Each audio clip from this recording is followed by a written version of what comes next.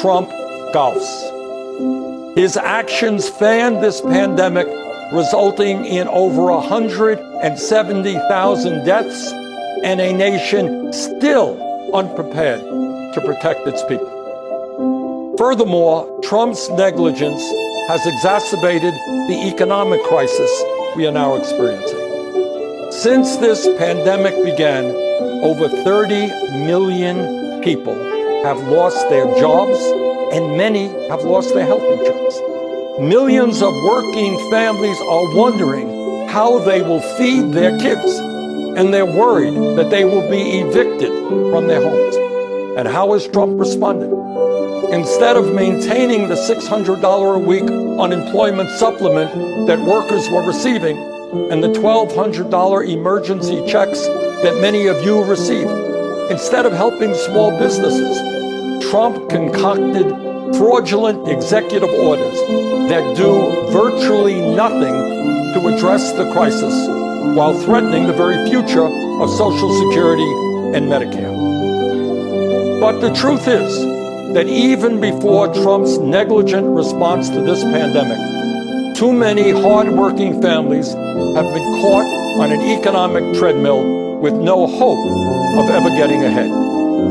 Together, we must build a nation that is more equitable, more compassionate, and more inclusive. I know that Joe Biden will begin that fight on day one. Let me offer you just a few examples of how Joe will move us forward. Joe supports raising the minimum wage to $15 an hour.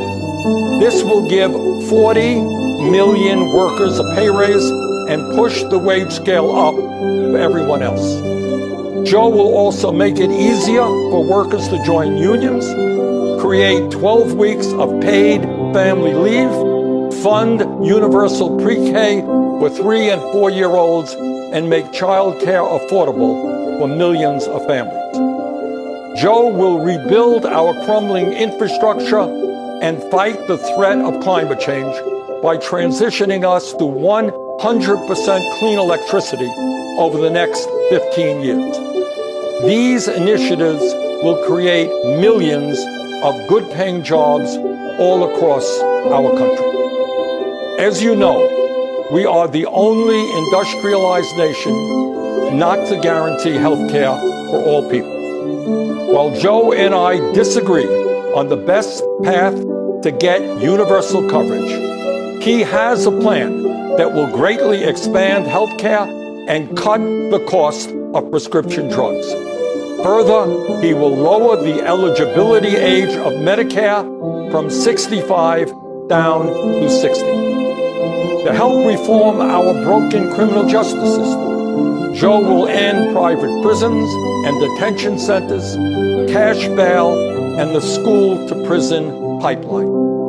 And to heal the soul of our nation, Joe Biden will end the hate and division Trump has created. He will stop the demonization of immigrants, the coddling of white nationalism, the racist dog whistling, the religious bigotry, and the ugly attacks on women.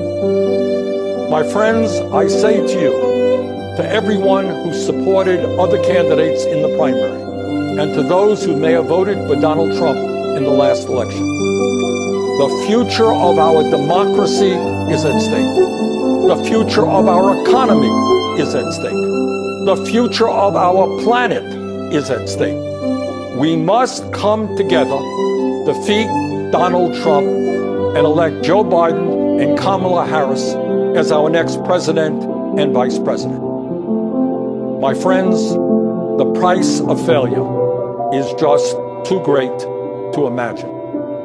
Thank you.